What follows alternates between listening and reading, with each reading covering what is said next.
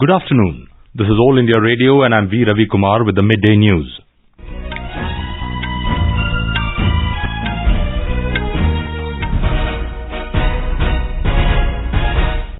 The headlines. Prime Minister Narendra Modi to launch several projects in Kolkata today. Home Minister Amit Shah launches country's first cyber crime prevention unit, AASHVAST in Gandhi Nagar. Army Chief General Manoj Mukund Naravane says formation of Chief of Defence Staff and Department of Military Affairs major steps towards integration. Iran admits shooting down Ukrainian airliner unintentionally, says missiles fired due to human error. And in Khelo India Youth Games, Maharashtra leads the tally with 18 medals. Prime Minister Narendra Modi is reaching Kolkata today on a two-day visit to the city. During his stay, he will inaugurate several projects in the city. More from our Kolkata correspondent. In his busy schedule, the Prime Minister will inaugurate the dynamic light and sound show of Ravindra Setu, popularly known as Howrah Bridge, in the evening. The bridge, maintained by the Kolkata Port Trust, is an iconic installation linking Howrah and Kolkata. The chairman of the Kolkata Port Trust, Vinit Kumar, told that it is a 4 to 5 minute show which will attract the people living here besides tourists. Kolkata Port Trust has planned dynamic light and sound show of Howrah Bridge. This will be around 4 to 5 minute show, where the lights will be changing, they will be changing color, they will be moving onto the top of the bridge, there will be profile lighting, there will be volumetric lighting, and simultaneously there will be synchronized music on Millennium Park where we have installed the speakers. The Prime Minister will also dedicate 4 renovated heritage buildings to the nation with opening of newly created art galleries and exhibitions housed there at a function at Old Currency Building in the city. Mr. Modi will pay a visit to the Belur Math, the headquarters of Ramakrishna Math and Mission, to renew his old ties with the organization. Arijit Chakraborty, AIR News, Kolkata. Union Home Minister Amit Shah inaugurated various people-centric projects of the Gujarat Police at Mahatma Mandir in Gandhi Nagar today morning. The projects include the country's first cybercrime prevention unit, AASHVAST, video integration and statewide advanced security, Vishwas, Netram project, and online portal to pay e-challans. Speaking on the occasion, Mr. Shah called for effective use of technology to keep the law and order situation in control. He said the two projects, that is Vishwas and AASHVAST, will play a key role in preventing crimes in the state. Mr. Shah also interacted with the police officers of 22 districts through video conference, where Netram project will be in force. More from our correspondent.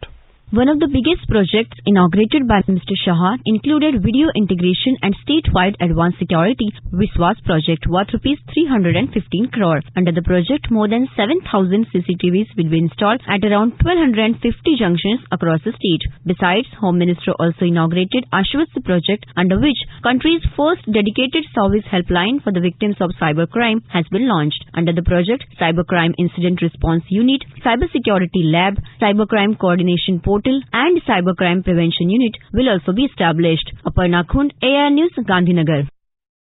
Mr. Shah will dedicate several developmental projects and inaugurate various facilities at the Gandhi Nagar railway station. Mr. Shah will be present at the 9th convocation of the Gujarat Technological University or GTU in Gandhi Nagar. Later, he will address the chairman and secretaries of societies in Naranpura Assembly constituency. Army Chief General Manoj Mukund Naravane today said that the formation of the Chief of Defence Staff or CDS and creation of the Department of Military Affairs are major steps towards integration. He said the Indian Army will make sure of its success. Addressing media in New Delhi, General Naravane stressed on the need to impart training to the Army personnel for future wars and network-centric warfare.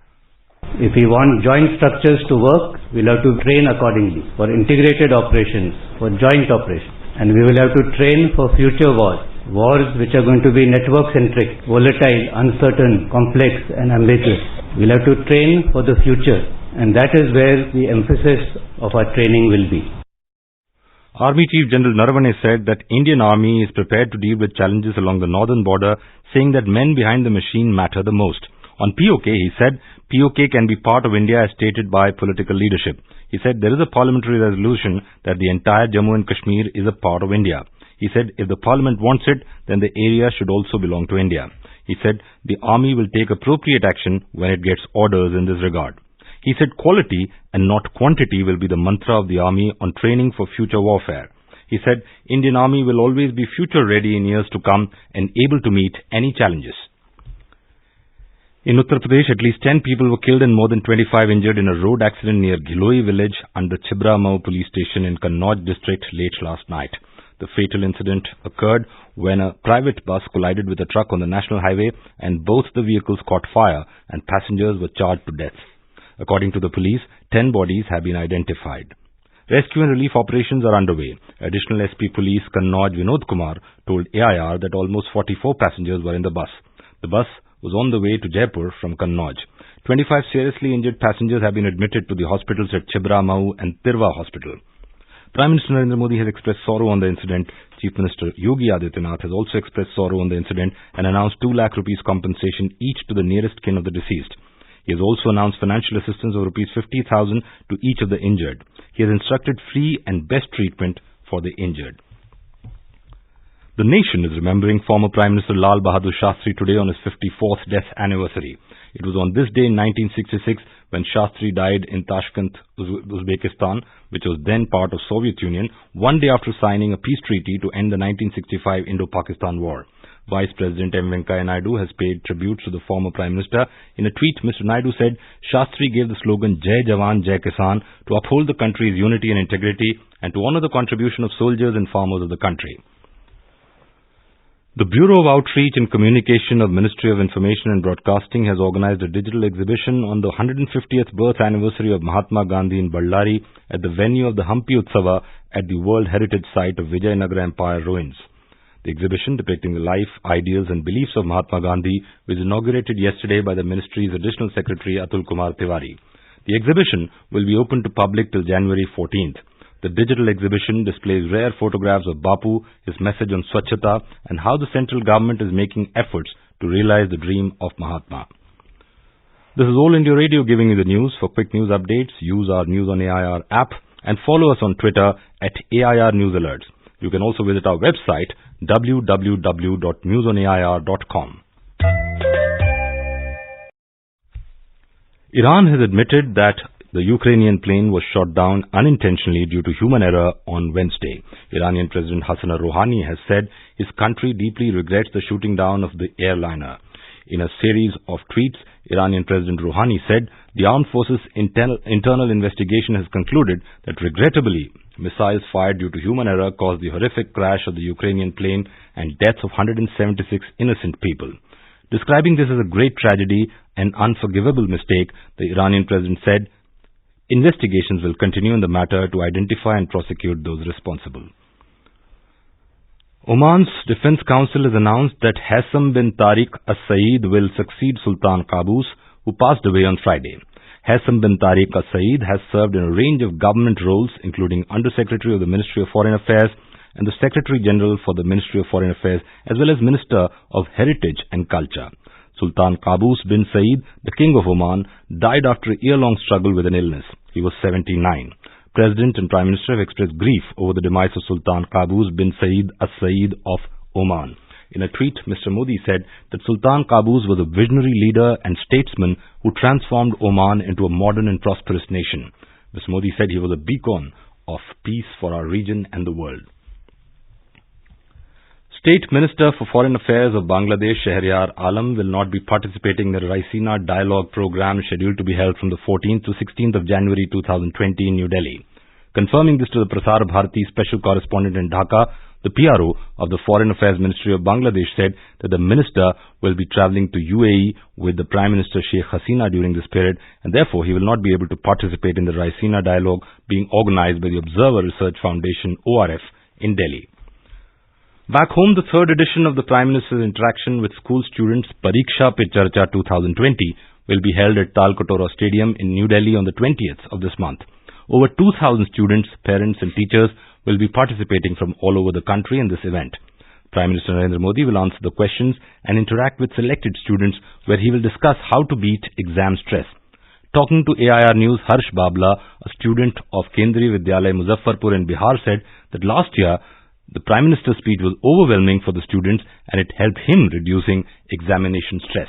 Last year I had a question with Pradhan Mantri in Pariksha Ka Charcha and I find it very helpful. Last year I had my 12th examination and I was very stress-free due to this program. This kind of program by the Prime Minister itself, very overwhelming for the students. The key factor which I learned from this program that you need to be very continuous in your approach. Bhumika Das, a student of Government Modern Senior Secondary School, Port Blair, said the Prime Minister's Pariksha Pe Charcha program encourages students. Every year, Pariksha Pe Charcha is organized by Prime Minister Shri Narendra Modi. He is full of confidence, which encourages me and other students like me to be like him. Two multi-storied apartments, namely H2O Holy Faith and Alpha Serene, constructed illegally in violation of Coastal Regulation Zone norms at Maradu near Kochi, were demolished successfully today using emulsion explosion. The trial run of the demolition was carried out yesterday to ensure safety and recovery operations, including the entry of fire tenders and ambulances to the sites. The demolition of the building was warranted following a Supreme Court order. Jammu and Kashmir's Financial Commissioner, Health and Medical Education, Atal Dallu, chaired maiden meeting of the Monitoring and Evaluation Committee constituted in September last year to monitor and evaluate the activities of the Medicinal Plant Board. He directed the board to come up with a scientific action plan for development of the medicinal plant sector and conservation of rare endangered plant species found in the Union Territory. Around 1100 plants found in the UT of J&K are reportedly used in different systems of medicine, out of which 22 species have a high trade volume with more than 100 million tons production per year. Now news from the Khelo India Youth Games.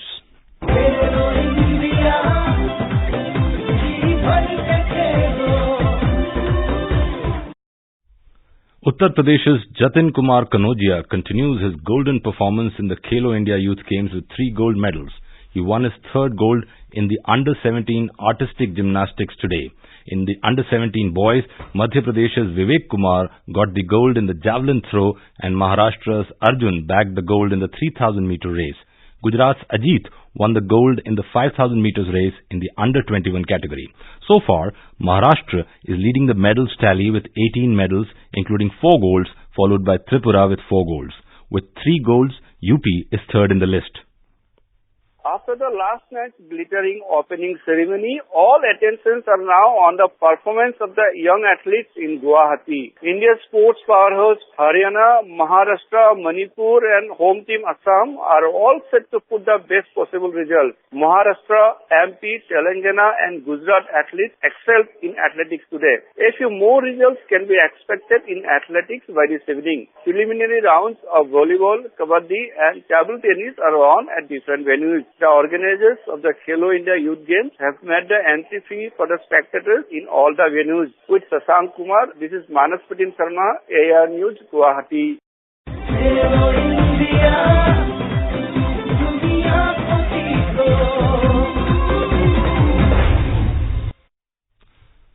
The industrial output grew 1.8% in November last year, turning positive after 3 months of contraction on account of growth in the manufacturing sector. According to the National Statistical Office data released yesterday, the growth in the manufacturing sector was 2.7% as against a contraction of 0.7% in November 2018. The Index of Industrial Production or IIP had grown by 0.2% in November 2018. India's foreign exchange reserves surged by $3.689 billion to touch a record high of $461.157 billion in the week ending 3rd January 2020. An RBI press release has informed that foreign currency assets, a major part of the overall reserves, rose by $3.013 billion to $427.949 billion. And now, before we end the bulletin, the headlines once again. Prime Minister Narendra Modi to launch several projects in Kolkata today. Home Minister Amit Shah launches the country's first cybercrime prevention unit, AASHVAST, in Gandhi Nagar. Army Chief General Manoj Mukund Naravane says formation of Chief of Defence Staff and Department of Military Affairs major steps towards integration. Iran admits shooting down Ukrainian airliner unintentionally, says missiles fired due to human error. And in Khelo India Youth Games, Maharashtra lead the tally with 18 medals. For details of these stories and more news, visit the News on AIR app and log on to our website www.newsonair.com. And with that, we end the Midday News.